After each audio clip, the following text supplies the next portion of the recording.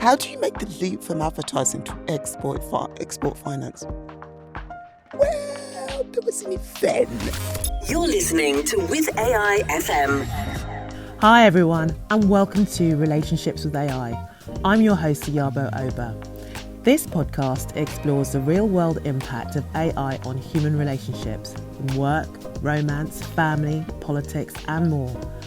We'll hear from thought leaders and disruptors in AI as they share their insights on how AI is shaping society through the lens of human connection.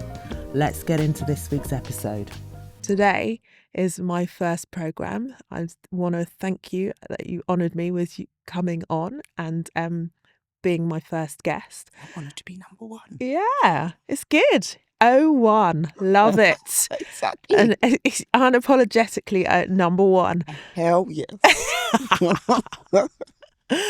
And so what would be great is to introduce you. So please, Emem Rita Usanga, please tell us who you are and tell us a bit about your background. Okay. So I'm Emem. I run Tech Nigeria Advocates, which is part of the 39 plus country groups that are part of the Global Tech Advocates Network. Basically, they are basically champion the tech ecosystem in the countries in which we represent. So there's some of the fastest emerging tech ecosystems around the world. There are two that are currently in Africa. So there's Tech Ghana Advocates as well. But, you know, you've got groups in Korea, in Malaysia, UAE, China. I'm going to say 5. It probably has more than 5. Now I'm actually speaking because basically what happens is you say a number and you said the number and it's changed because you realise the information you have is 2 weeks old. But yeah, China has 5 groups itself. So because China is very specific in terms of the cities, which are, specialised in specific technologies. So yeah, there are different groups all around the world. But it all started in London with Tech London Advocates. Amazing. Which is how it all came about, 11 years ago. Just bringing together startup founders, corporate companies, investors, and getting them to connect, Yes. and then facilitate relationships. That's literally how it started, and we will do it on a voluntary basis. Everybody's doing their own thing, but everybody gets together and do it on a voluntary basis, which creates amazing connections, throughout the network, but across different geographies. And that's one of the reasons why I do it. So for me, running Tech Nigeria Advocates, I think about how can we connect Nigeria to those different tech ecosystems. What does Nigeria currently need with its existing, what it currently has as a tech landscape, and how can those other countries help? What learnings can we garner from those places? And where's the business opportunities, etc. So I do that. I previously had a startup at Bankability, which focused specifically on helping African exporters to become credit ready before they're raised trade finance. Right. But unfortunately, like many startups, that didn't quite work out. So I wound it down at the end of 2022. Building a business that's Africa focused, or even just one country focused in Africa, is hard. It is hard in so many different ways that people don't expect it. And even as a Nigerian and understanding the culture, there are just things that happen and you think, okay, I can sit here and bang my head against a brick wall, or I can let it go. And I'm very good at being very practical about building business. You have to know that you've got certain KPIs, and actually, if you're not moving towards that, know that when you're in a tar pit, cut loose, let it go. Yeah. So yeah, I did that. But originally, my background was actually in advertising. That's amazing. So yeah, did that for 16 plus years, and then decided enough of that jazz. I totally fell out of love with it. It's I'm over it. I'm so over that. And then there's the ultimate pivot.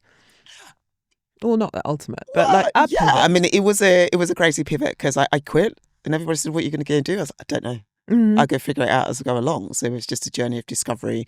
I've always been tech curious. Yes. I mean, for a very, very long time, and I learned to code at some point in the early noughties out of frustration because trying to get the tech department to update something on the website, and they didn't. I was like, well, I'll do it myself then. I was like, well, what do I need to do? Right. So it's called HTML. This is what you need to do. Yeah. I'll give you the access to get into. Someone wrote a piece of HTML code, and that was that. And I'm like, because I've always been interested in how things work. Yes. So for me, that's why I'm like if you can do it yourself, then why not? And with coding, it's never as hard as people think it is. I'm like, it's just a language. Indeed. Right? And I'm like, a website is a box in a box in a box. People look at me and go, huh? I'm like, it's a box in a box in a box. That's what it is. And then it's a box in a box, and then you write stuff, and it's just in a slightly different language. That's all. It ain't that hard.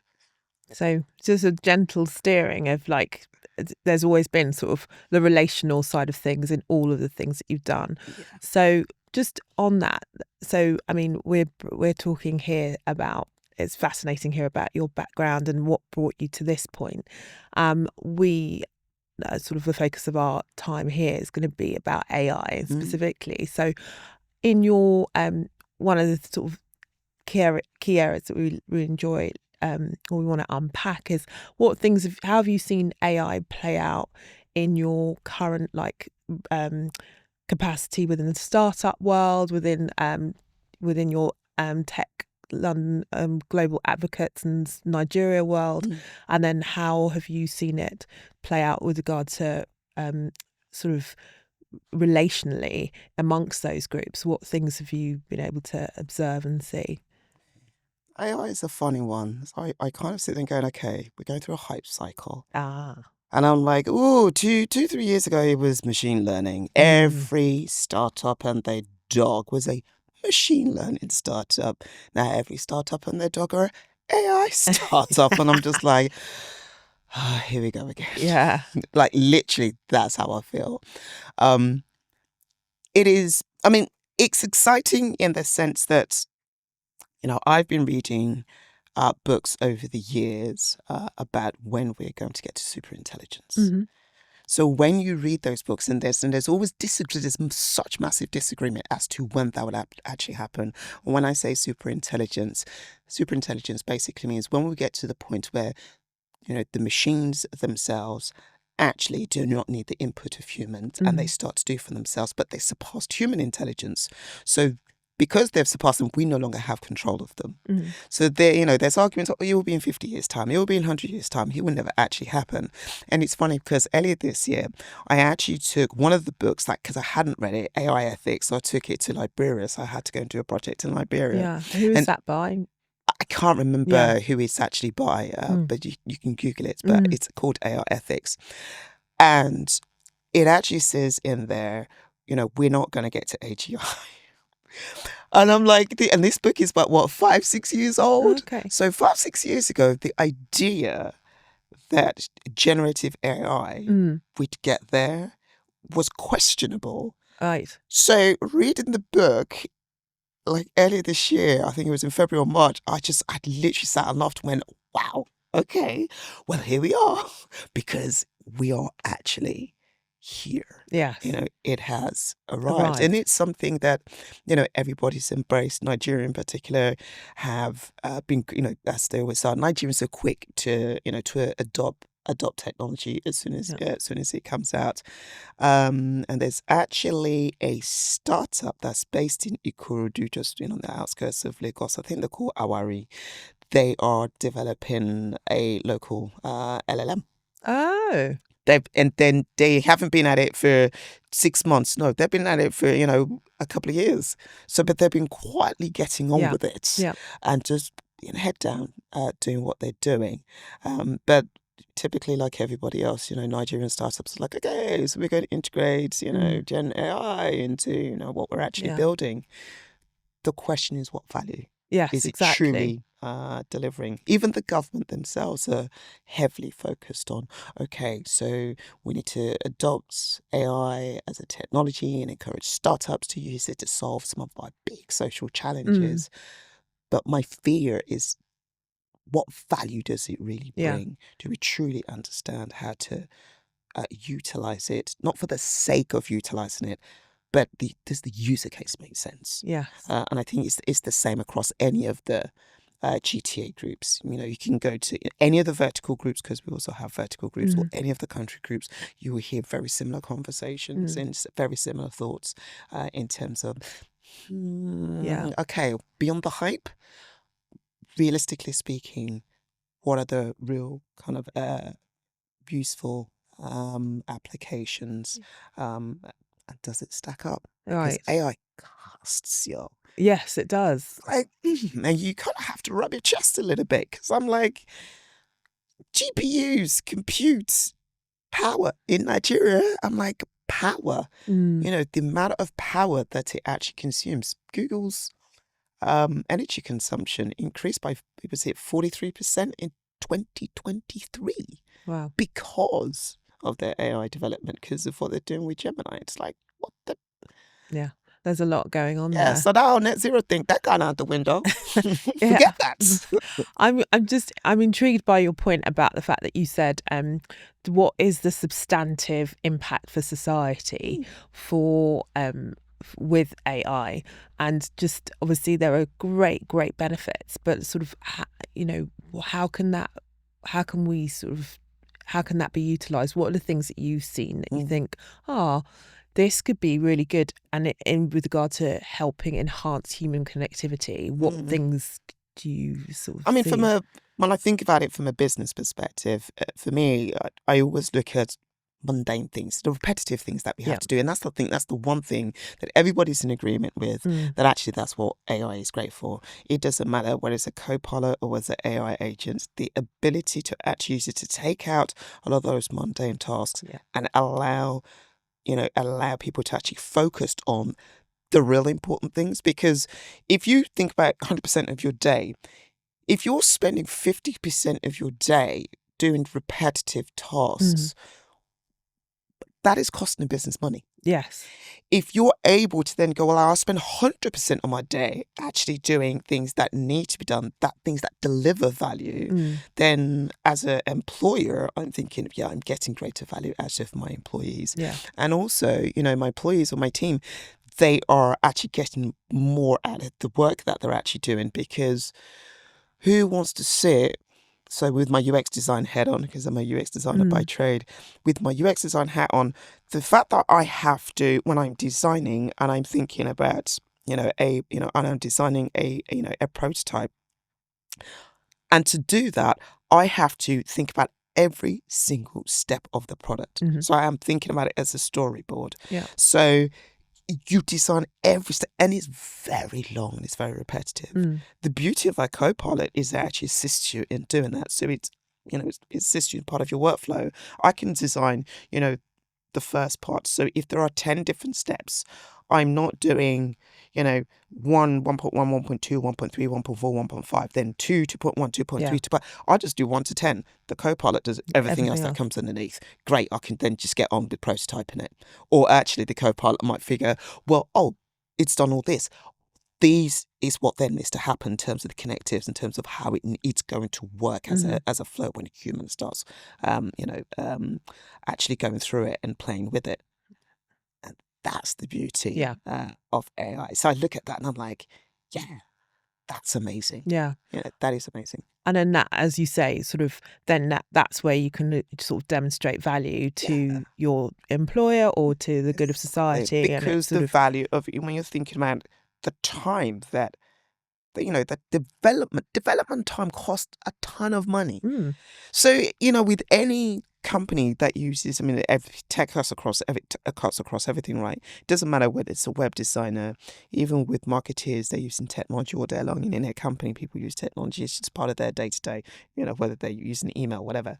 But when it comes to development, the amount of time that it takes to actually develop a product, if you're able to shave 20-30% off of that, do you know how much money that's saving you? Absolutely. So you'll embrace that and go, we'll take it. Yeah, indeed. I'm just intrigued as well, sort of thinking about like wider society as well. So we talked briefly, just you mentioning about sort of the use of AI co-pilots or assistants with regard to looking after different members of society. So there was a New York yeah, Times article that you mentioned. the new that was an interesting one. So I saw that article and I was like, oh, good Lord. Could you And I know explain a little bit about it? So, I mean, over the years, there's been lots of conversation in terms of, vulnerable people who are at home, who are ill. And first it started with IoT. Yeah. Okay, right. So, we're going to put cords in a house, so we're going to put sensors in a house. So if somebody's elderly and they're falling down on the floor, the sensor may pick up the fact that there's no movement, right? And so it will alert a family member, it may alert emergency services, whatever. That's one thing. You go, okay. But this particular article then highlighted the fact that there was a startup that actually built a product that actually was providing virtual companions for the elderly. And I kind of had to sit down and think about that, going, wait a minute. The global north is so broken in terms of its family system and that traditional family structure, because there's no such things as generational households. So as an elderly person, you're in a house by yourself, and so you need a companion, but it's a machine-based companion, not a human companion. I think there's something really sad about that. And literally I sat and thought about myself and I was like, good God, I hope I don't get to that point in my life where my companion is a machine. Like something, I just think that's something intrinsically wrong with society when it's like, that's okay, that's fine. It's not fine. Yeah. It's not fine. And when I think about technological development, there's always been that divide between global north and global south, or the global majority. And I'm like, oh, please don't let the global majority get there. No, because that's not right. Yeah. It's not. So in that way, sort of with the global majority, what are the advancements that could be used whereby there are sort of the positive aspects of AI that can be used to sort of enhance the community setup? I mean, ultimately, I too am of the opinion that you'll need a combination of the two. That makes it work best. But perhaps over-reliance in the global north means that it's due to the fracturing of relationship because of, there's lots of studies about loneliness that takes place in the global north at huge levels, impacts on mental health. Sort of, what are the things, or phrasing it differently, if you ran the world, how would you use AI positively in the global north to resolve the issue of loneliness? And then also, what would it look like for the global south? What ideas come to mind? Global north needs less technology for a start off. I think there's an over-reliance on technology, and that is a huge problem. Again, if you kind of look at, tech ecosystems and you look at some of the tech startups, some of the problems that they're solving, and I just kind of go, is that a problem? The amount of times we laugh about this thing, it's just like Western problems. Like literally, it's like that's not a problem, and yet they get funded and they do the thing, and I'm like, that really is not an actual problem. I'm like, do you want to know what a proper problem is? Get on a plane, go anywhere in emerging market, and you will see what our actual problem is. So, for me, if I ran the world, what would I do in the global south? I think I'd potentially look at some of the bigger social challenges that they have. Anything that can even solve infrastructure problems. Yeah. I'm like, the basics, the things we take for granted here. I'm like, we've got 24-hour electric, we have clean water, we've got roads everywhere, it works. But I'm like, we still have that as an issue. So before we start getting excited about what AI can do, I'm like, well, can we have the power in order, to be able to do what we need to do with AI? Yes. That would be lovely. And, can we actually have efficiently running water, because we need water to actually cool down the data centers? Yeah, and perhaps we need to get to that bit first before we even think about what AI can actually do. I'm like, the basics. We need to get around that. But when I think about Nigeria in particular at the moment, and one of the biggest problems they're actually having is with fraud.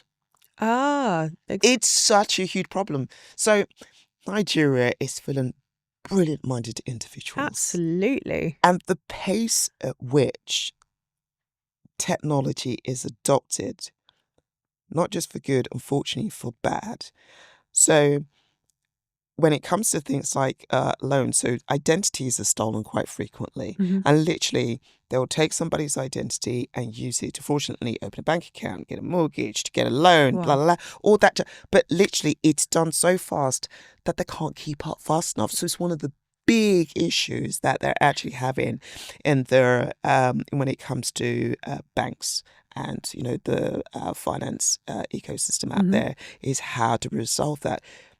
The Ministry of Finance, CBN, they're all over it. And it's just like, right, but we cybersecurity, because fraud. And it's just like, okay, because the fraudsters are moving way faster and adopting technology, but unfortunately for negative purposes, for financial gains. I'm like, okay. So that's on like AI. Good and bad thing. Actually, I'll tell you what I saw the other day, which was interesting. Smile ID. So Smile ID is a KYC company. Smile ID, literally, they ran a video to say they basically make a video, and it was a fake video, Right. So because Okay. obviously it's one of the issues that he had, and it's literally just like, right, imagine you get a call from your boss, or a video call from your boss who says, oh, we need to move money to blah blah blah, or we need to, you know, so there's a financial transaction involved, but you're seeing his face, you're hearing his voice, Yeah. so of course you're going to do it. Why would you question it? Mm-mm. But it's not him. It's a deep fake. It's a deep fake. Wow. And I kind of sat there and stared at it and went, next wahala. Like literally, that's all I could put. Like literally, and just retweet that. I was just like, why would you question it? Because it was a deep fake. That's where we're at. Yeah. Interesting times. Interesting times. Very. So yeah. And so, sort of one of the sort of other themes that we love to cover on the With AI FM network is, what do you see happening in the next 10 to 15 years within this space? How do you see it, again, the impact on focusing on sort of how relationships can work or not, or the impact in business, as we talked about, or the economics sphere, or sociologically? What sort of things do you see? I'm hoping the impacts will be more on in terms of work and the business side of things, rather than in terms of human interactions. As humans, we are social beings, and I don't think anything should get in the way of us being social beings. We've already seen, I mean, essentially we're all walking around with AI in our pockets, right? Yes. Mobile phones. We've already seen what that has done in terms of, you know, fracturing the nature of human relationships. Because where you can meet somebody face to face, but I can just talk to them on my phone because I can WhatsApp them, I can send them a Facebook message, or I can talk to them via X. Or go meet the person. I go and sit down and chat. Yeah. A lot of people struggle with, you know, that face-to-face interaction. They feel more comfortable actually interacting, you know, via applications. And again, I think there's something quite sad about that. So how can AI actually improve human interaction? I'm not sure that I see it. I see it as an interruption, Right, rather than an enhancement. From a business perspective, however, you know, I think there, you know, the opportunities there are huge. My concern is the jobs, you know, so when you look at things like virtual assistants, so you think about the customer services department and how they've been scaled down, because that low level end of customer service, it's like, well, we'll put, you know, AI assistants in there, or chat assistants. And I'm like, yeah, but as humans, we just get frustrated when we have to interact with them. Because when you're trying to think about, the reasons why a customer is going to interact there and how they're going to interact, that is one of the things that actually most businesses haven't figured out. I think over the next 10 years, they will figure it out. But I think that that encroachment of going, oh, but it's the low level, it's going to move way beyond that. Yeah. Way beyond that, where it's not just going to be at that low basic level. It will be, well, it will iterate, it will get better. So actually it can move to level 2 and then we'll iterate that, we'll conquer that, and then we'll move to level 3. And there's a point at which, you can actually, because you can actually get them, because the machines can actually then start to decide, well, actually this is what should come next. Yeah. But when the machine starts to decide and all humans are doing are actually evaluating, that's when we're in trouble. Right. So I think that will happen quicker than we expect. But then I also think that a huge amount of jobs that don't currently exist now will also exist. Indeed. Right. So as much as everybody keeps, there's this whole, again, I kind of look at it, goes a little bit, it's too much hype. Oh, we're going to lose our jobs, and all these jobs that the machine's going to take. And I'm like, well, it's no different from what's happened over the last 200-300 years. That's what happens. Humans, we evolve. Society evolves. We're no longer an agrarian society. Yeah. We moved on from industrial society, and we're not a service based societies anymore. We're technology based. We're just kind of moving to the kind of further end of what it means to be a technological society. But I just think that we're just going to end up with a whole bunch of roles that. Right now, we're like, huh? Well, it's like prompt engineering. Yeah, no, that did not exist like 2-3 years ago, but it does now. Indeed. And even then, like the pace of change of those types of roles, you'd think they're needed now, but like actually they may not be needed 2-3 years from now. Yeah, they may not be, because again, that is something that actually, AI is intelligent enough, or the machine's intelligent enough in terms of, the instructions you put into it, because when they're self-learning, they can actually learn and go, oh, okay, so these are the kind of prompts that, okay, so just randomly say something, don't even have to really think about how to write it, but I can then actually go, AI then go, oh, so this is what the prompt should be, and then give you the answer. Or all you do is just look at the prompt and go, yeah, okay. We'll tweak it, and then that's it. But I do think there's going to be a ton of roles that did not exist. Absolutely. Just as, as much as roles will disappear, there'll always be a bunch of roles that did not exist. And then we're going to be in that situation again where it's like, oh my God, we don't, the education system is not providing for that. Oh my God, there's not enough people in the Lots market. of wringing of hands and things like that. Yeah. Cycles. It is what it is. Yeah. Well, that's good. I mean, it is interesting that we was talking about the fact that, from us moving from the agrarian society into the industrial phase, into the technological phase, into the services phase, and now into Gen AI. It's sort of the actual patterns are very similar. Yeah. And the fact that there will be displacement, there will be, it's natural, but then actually as a result, there's going to be a real sort of need to empower individuals, be it, and societies, in order to be able to sort of grasp what's required for the new age, so to speak. And they will. Yeah, and they have to. Because that's what we humans, that's what we do. Absolutely. Right? So there's going to be a generation of children who don't know any better. Just like the generation of children don't know any better because mobile phone is their norm. There'll be this next generation and be like, of course, AI is like, what are you talking about? Of course, was there a world when they didn't exist, sort of thing. Yeah. But one thing to actually say, so we keep talking about AI as though it's new. It's actually not that new. And I'm not talking about deterministic AI. I'm actually talking about, so the first attempts at Gen AI was something that was akin to a chatbot was back in 1967 called Eliza. Oh, wow. Yeah.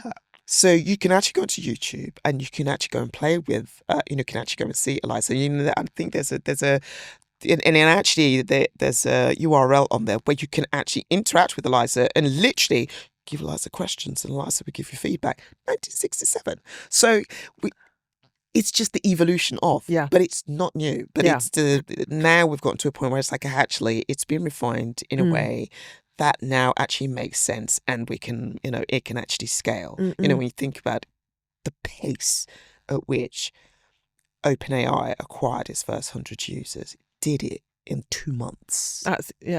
YouTube, it took them 49 months. It took WhatsApp 40 months. Wow. Like 2 months, that is nuts. Wow. So, yeah, that's where we've got to with Gen AI. And so, and on that point about sort of acquisition of like sort of different groupings of people, I think just that whole thing of what do you think about sort of the relationships between the big dominant the players, sort of as OpenAI or Gemini or we're talking about Microsoft and IBM and how Microsoft has done a sort of stealth move with regard to how it's brought up market share and doing sort of the land grab approach. What do you think about that? Well, I mean, IBM has always played in this space with IBM Watson, right? Yes. So they've always been there. Microsoft, however, it was very reactionary. You think about Microsoft, and Microsoft is not, you don't think of it as the most innovative company out there, and it's not. If you look at search, being a kind of lost this position, so long ago to Google that, Google is a now, right? So who sits there talking about Bing? And for Google, I was actually reading articles. So for Google, it was actually a conversation, around, the fear that Google were moving at such a pace with AI and they were losing ground to them. That's what actually prompted the purchase, that actually the the initial $1 billion investment in OpenAI. But I look at that deal, I'm like, okay, that came out of fear. But it's a pretty shrewd move because it's not an equity investment. What it's actually in $1 billion that they gave them, and they've since given them another $10 billion.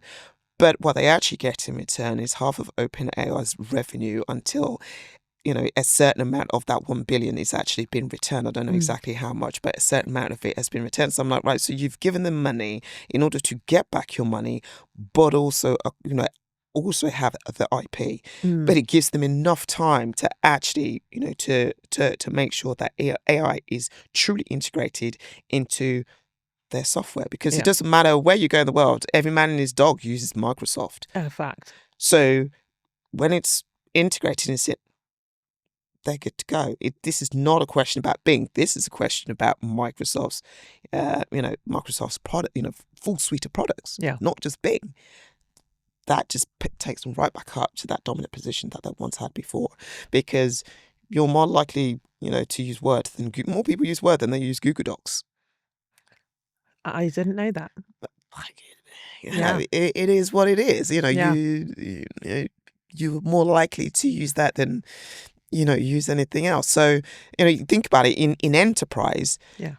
When it comes to which corporate company is using Google Docs? Show me.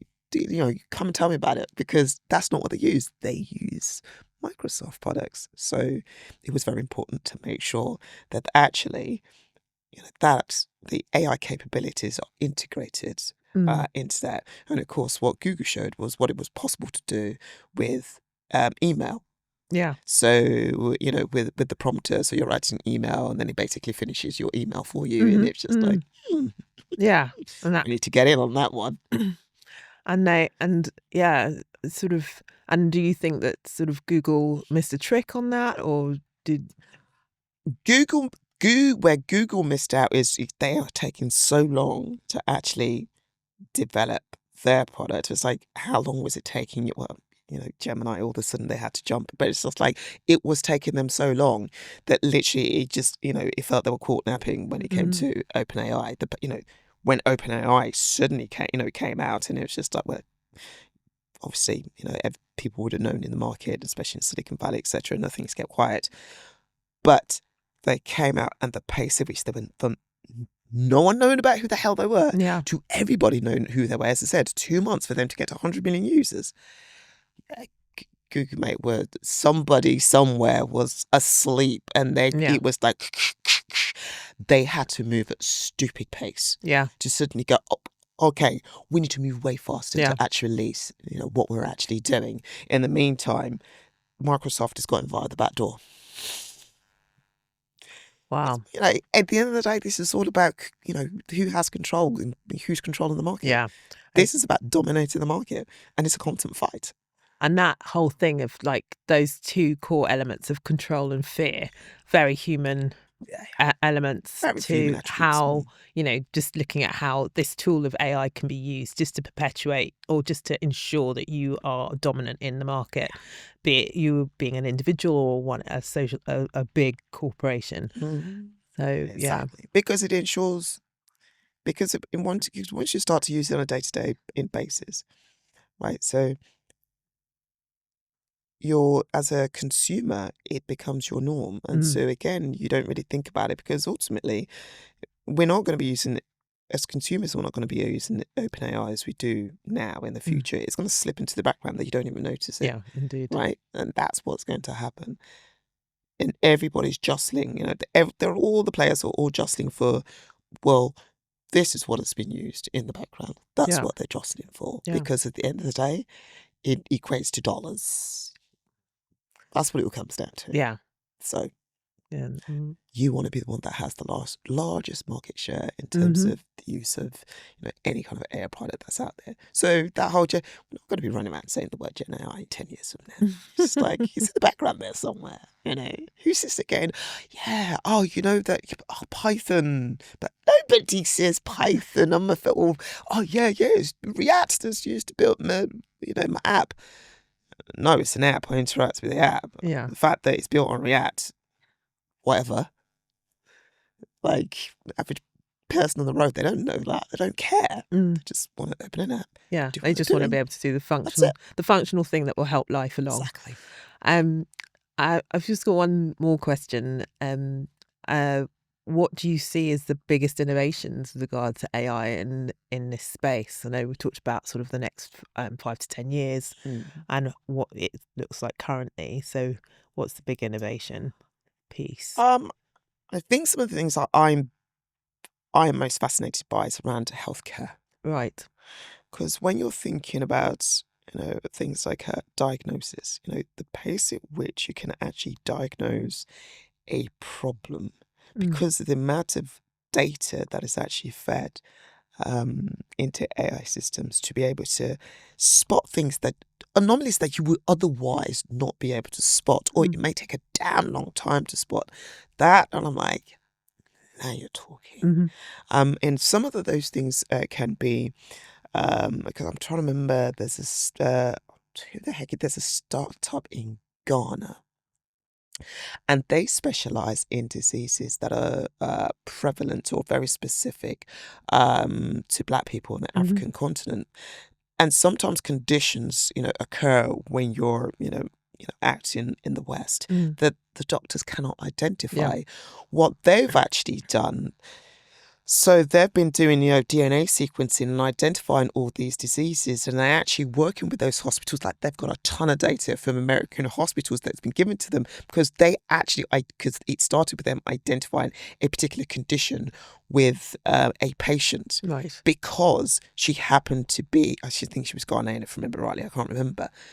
But it was unique because she had it because she was Ghanaian, and it's something that is, would only occur because of the fact that she's Black and she's from the African continent, and so it was very easy for them to then, kind of then start to talk to hospitals around the US, and we'll give you the data again to be able to identify, well, what are these conditions that exist that we actually are not aware of, or we're taking so long to diagnose, but you guys are aware of. So when I think about AI from that perspective, I'm like, that is a total, paradigm shift. That kind of be able to use it to improve health outcomes of humans. And for me, I think that's one of the areas where there's going to be some real positive momentum in healthcare. Definitely. Just as, robotics has been. Yeah, indeed. Well, thank you so much for all of your amazing insight and knowledge and sharing that with us today. I've certainly learned a huge amount, and it's just, I know, I'm sure our listeners will have too. I was going to ask one final thing. In order to find you, could you just give us a little breakdown of your socials and where people can connect with you? You're assuming I want to be found. Well, indeed. Would you like to be found? I like to keep stum and keep quiet over in a corner, mind my own business. Like, I mean, the best way to find me is on LinkedIn. But if I don't know you, like, I don't accept people's LinkedIn because I'm like, I don't know. Because for me, and this is where I go back to human relationships, right? I have to be able to go, well, I met you here and we talked about her because I have memory like an elephant. I can tell you all kind of craziness about the time that we met. So when somebody's reached out to me on LinkedIn and I'm just like, who are you? I don't know you. Well, in the spirit of the relationship side of things, and how to foster that relationship. What's the best way of fostering a relationship with you? And then we have to cross paths. Yes, we definitely. I'm a social being. You're in real life person. I am a social being. We have to cross paths. We have to wax lyrical. Yes. I'm like, yeah, because I remember what we spoke about. Yes. So that thing in it, it makes to me, it makes a huge difference. That context is is how I build relationships with humans. Yeah, I want X, but I'm like, I'm barely on there. Like, good luck. You may see me on there like once every 6 months if you're lucky, but you won't see me because I'm scrolling through stuff and I'm like, okay, I'll make comment on a thing or look at you and go, okay, man, that's it. Yeah. Like, you follow me? I'm like, okay, great, but I don't really do anything on here, so not anymore. Okie doke. Connect with me, human. Find me somewhere. If you find me, we'll chat. Love that. Well, I met you at an event. Exactly. And here I am. And here you are today. And I'm very appreciative of that. You give me just so many things to think about. And this has been a really rich conversation. So thank you. Really appreciate you being here. Well, thank you for inviting me and having me. Yeah, thank you. Thank you for listening to this week's episode of Relationships with AI. If you haven't already and you like what you heard, click on the subscribe button and leave a review. Let me know how the discussion made you think and feel. Share this podcast with others and let people know that this is valuable content. You can find the show on Apple, Spotify, YouTube and all places that you get your podcasts. You can follow on socials too. Find our page on LinkedIn on Relationships with AI and on IG on with AI FM. Until the next time.